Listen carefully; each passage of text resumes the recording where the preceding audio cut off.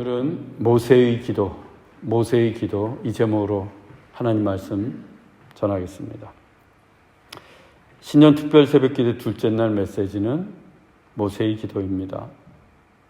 한나의 기도가 개인의 소원을 담은 사적인 기도였다면 모세의 기도는 공동체를 위한 공적인 기도, 소위 중보 기도입니다. 교회가 자라고 성장하고 부흥하는 데 있어서 절대적으로 필요한 것이 중보 기도입니다. 어느 교회든 교회가 건강하기 위해서는 교회를 위한 성도들의 신실한 중보 기도가 필요합니다. 오늘 함께 나눌 모세의 기도는 가히 교회 공동체를 위한 중보 기도의 최고봉이라고 할 수 있습니다.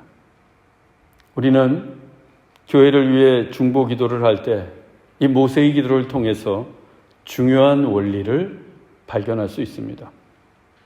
하나님께서 이스라엘을 출애굽, 애굽에서 이끌어내신 후에 이스라엘이 시내 광야에 이르게 되었습니다.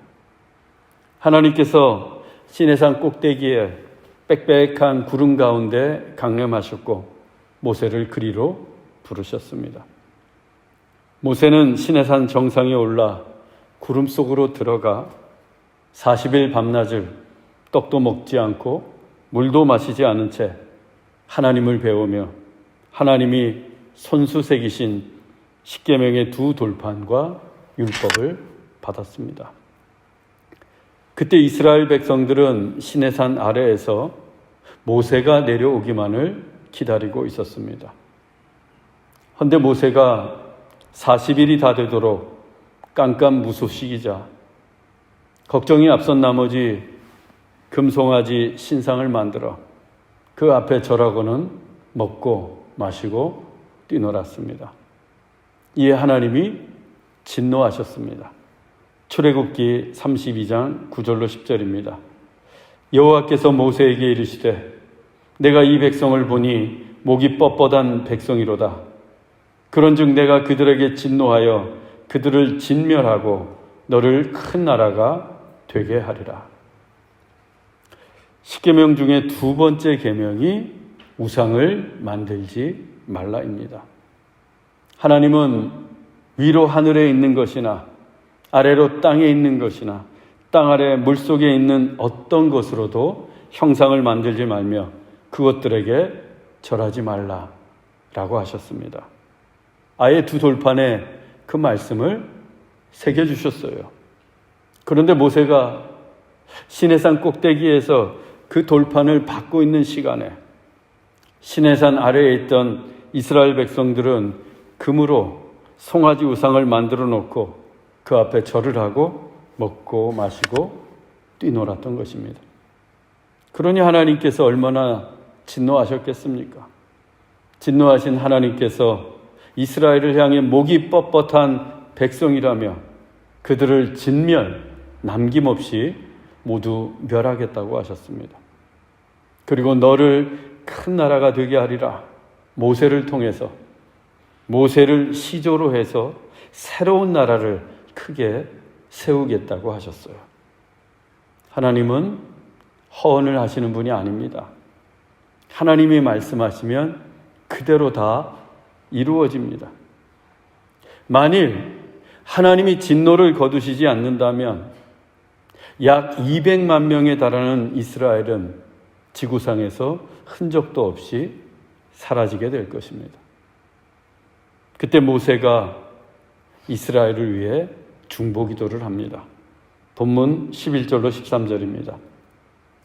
여호와여 어찌하여 애굽 땅에서 인도하여 내신 주의 백성에게 진노하시나이까? 어찌하여 애굽 사람들이 여호와가 자기의 백성을 진멸하려는 악한 의도로 인도해 내었다고 말하게 하시려나이까? 주의 맹렬한 노를 그치시고 이 화를 내리지 마옵소서. 아브라함과 이삭과 이스라엘을 기억하소서. 주께서 맹세하여 이르시기를 내가 너희의 자손을 하늘의 별처럼 많게 하고 내가 허락한 이 온 땅을 너희의 자손에게 주어 영원한 기업이 되게 하리라 하셨나이다. 모세는 이스라엘을 멸하겠다고 하실 정도로 진노하신 하나님을 설득했습니다. 매우 논리적이고 타당한 설득이었는데, 첫째, 어찌하여 하나님이 애굽 땅에서 인도하여 내신 주의 백성에게 진노하시느냐고 말합니다. 하나님이 애굽에서 온갖 학대를 받으며 종살이하던 이스라엘을 그 애굽 땅에서 이끌어내시기 위해, 즉 이스라엘을 구원하시기 위해 애굽에 10가지 재앙을 내리시고 홍해도 가르셨습니다. 그렇게 숱한 기적을 행하시며 이스라엘 백성들을 구원해 내셨는데 지금 그들을 멸하겠다고 진노하셔야 되겠느냐는 거예요. 구원하셨다가 멸하시는 것은 하나님의 성품과도 전혀 어울리지 않으며 앞뒤가 맞지 않는다는 것입니다. 하나님은 앞뒤가 한결같으신 분인데, 그러면서 모세는 이스라엘 백성들이 주의 백성, 하나님의 소유된 백성임을 강조했습니다. 하나님은 이스라엘에게 너희는 나의 백성이 되고 나는 너희의 하나님이 될 것이다 라고 약속의 말씀을 하셨습니다. 그날 이후로 이스라엘은 하나님의 소유된 백성이 되었어요. 모세는 이 같은 약속을 상기시켜 드리듯 하나님의 소유된 백성을 어떻게 진멸하실 수 있습니까? 라고 하나님께 되묻고 있는 것입니다. 두 번째는, 만일 이스라엘 백성들을 멸하신다면 애굽 사람들이 비아냥거릴 거라고 말합니다. 하나님이 이스라엘을 애굽에서 이끌어낸 것은 애초에 그들을 진멸하려는 악한 의도에서 비롯된 것이라는 헛소문을 퍼뜨릴 것이라는 거예요. 만일 하나님께서 진실로 신의 광야에서 이스라엘을 진멸하신다면 애굽 사람들뿐만 아니라 누구든 충분히 하나님을 오해할 수 있습니다. 하나님께서 악한 의도를 가지고 이스라엘을 이끌어 내신 것이라고. 세 번째는, 하나님이 이스라엘의 조상인 아브라함과 이삭과 이스라엘 곧 야곱에게 하신 약속을 꺼냈습니다. 비장의 카드였어요. 하나님께서 그들에게 너희의 자손이 하늘의 묵별처럼 많도록 번성케 하시고 아울러 가나안 온 땅을 기업으로 주겠다라고 약속하셨습니다. 그런데 씨를 말리는 진멸이라니요.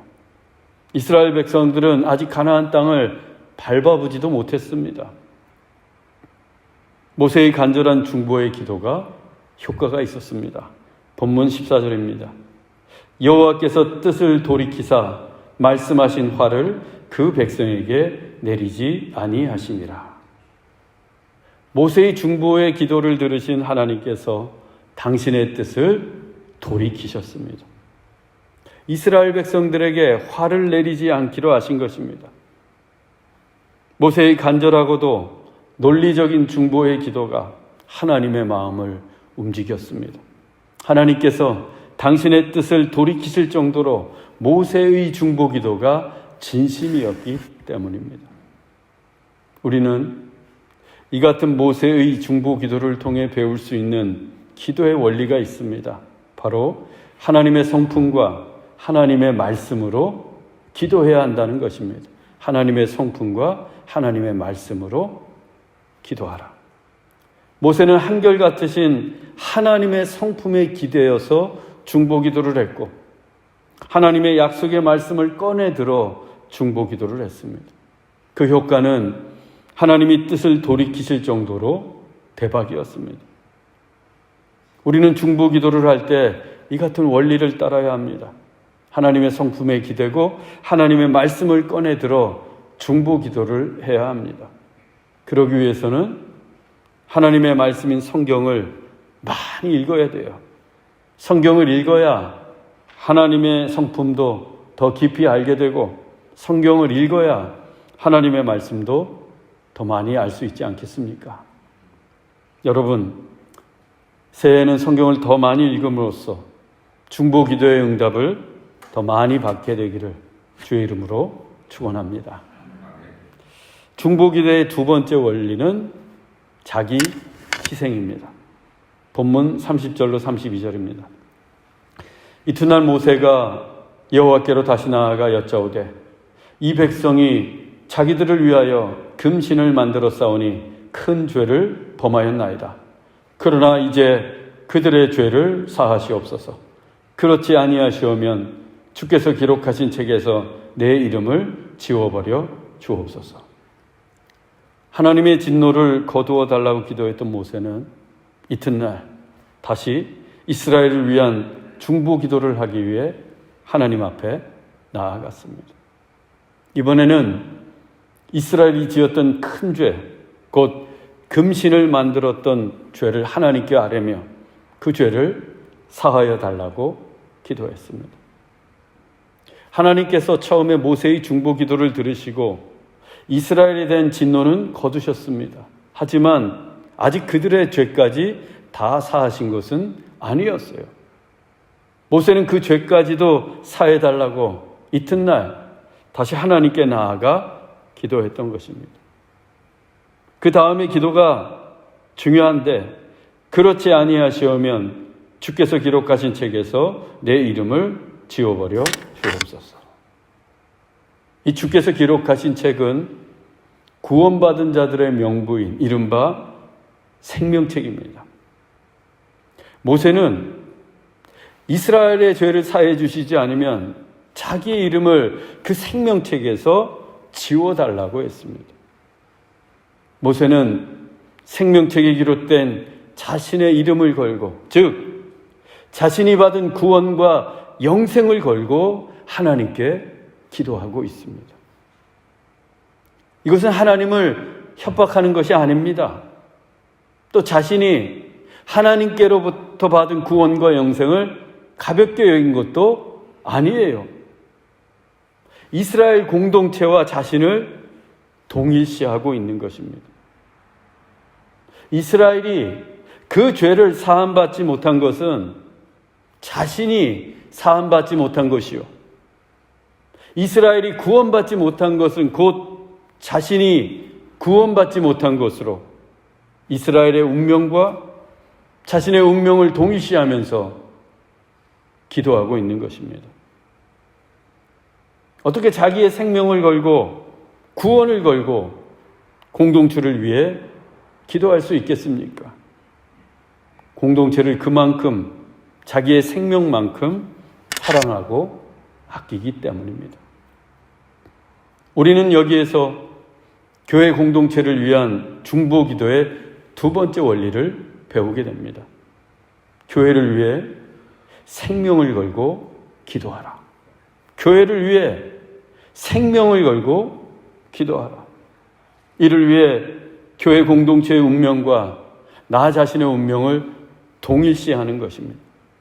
그만큼의 무게로 교회를 사랑하고 아끼면서 교회를 위해 중보 기도하는 것입니다. 그러면 교회의 관심이 나의 관심이 되고 교회의 사역이 나의 사역이 됩니다. 교회가 상처 있고 힘들 때 나도 상처받고 힘이 들고 교회가 기쁘고 즐거우면 내 마음도 기쁘고 즐겁습니다. 교회와 내가 하나의 운명이기 때문입니다. 사랑하는 형제자매 여러분, 교회가 잘 돼야 내가 잘 됩니다. 교회가 행복해야 나도 행복해집니다. 그리고 교회가 성장하고 부흥할 때 나의 믿음도 성장하고 부흥하는 것입니다. 교회와 나는 운명 공동체이기 때문입니다. 교회를 위해서 날마다 중보기도 하십시오. 교회를 내 생명만큼 아끼고 사랑하는 마음으로 기도하십시오. 모세처럼 교회와 운명 공동체로서 생명을 걸고 중보기도 하십시오. 그래서 교회와 우리 모두가 하나님의 은혜를 받으며 자라갈 수 있기를 주 예수 그리스도의 이름으로 축원합니다. 기도하겠습니다. 사랑의 하나님, 주님께서 우리의 운명과 동일시하시며 우리의 죄를 사하시기 위해 십자가에서 우리를 대신하여 죽으셨습니다. 모세는 이스라엘을 위해 자기의 생명을 걸고 기도했습니다. 우리도 교회와 한 몸이요 운명 공동체임을 잊지 않고 늘 교회를 위해 중보기도하게 하옵소서.